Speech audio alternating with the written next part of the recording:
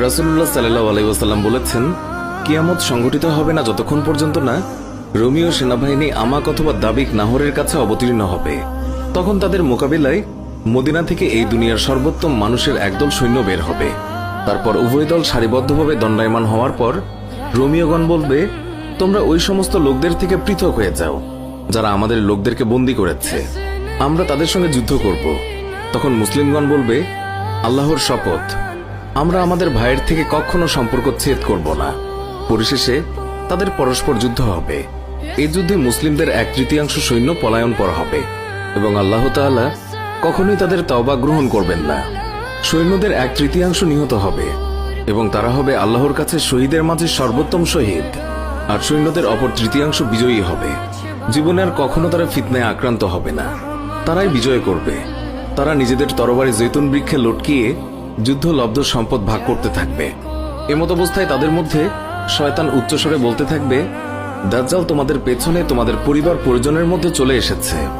এই কথা শুনে মুসলিমরা সেখান থেকে বের হবে, অথচ এই ছিল মিথ্যা সংবাদ। তারা যখন সিরিয়া পৌঁছাবে তখন দাজ্জালের আগমন ঘটবে। উক্ত যুদ্ধ আসলে ইমাম মাহদীর নেতৃত্বেই হবে কিনা তা স্পষ্টভাবে হাদিসে বর্ণিত হয়নি, তবে ফিতনা সংক্রান্ত হাদিসসমূহ পর্যালোচনা করলে এটাই মনে হয় যে সেটা ইমাম মাহদীর সময়েই হবে, অর্থাৎ ইমাম মাহদীর নেতৃত্বেই হবে। আল্লাহ তাআলাই ভালো জানেন।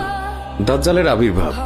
রাসূলুল্লাহ সাল্লাল্লাহু আলাইহি ওয়াসাল্লাম বলেছেন, নিশ্চয়ই দাজ্জাল সিরিয়া এবং ইরাকের খাল্লা নামক স্থান থেকে বের হবে। তারপর সে তার ডান এবং বামে সর্বত্র বিপর্যয় সৃষ্টি করবে। আল্লাহর বান্দাগণ, তোমরা দ্বীনের ওপর অবিচল থাকবে, কেননা আমি এখনই তোমাদের কাছে এমন সব নিকৃষ্ট অবস্থা বর্ণনা করব যা আমার পূর্বে বিশেষভাবে কোনো নবী তার উম্মতের কাছে বলেননি। সেই পৃথিবীতে 40 দিন পর্যন্ত অবস্থান করবে। এর প্রথম দিনটি 1 বছরের সমান, দ্বিতীয় দিনটি 1 মাসের সমান এবং তৃতীয় দিন 1 সপ্তাহের সমান হবে। অবশিষ্ট দিনগুলো তোমাদের দিনসমূহের মতোই হবে।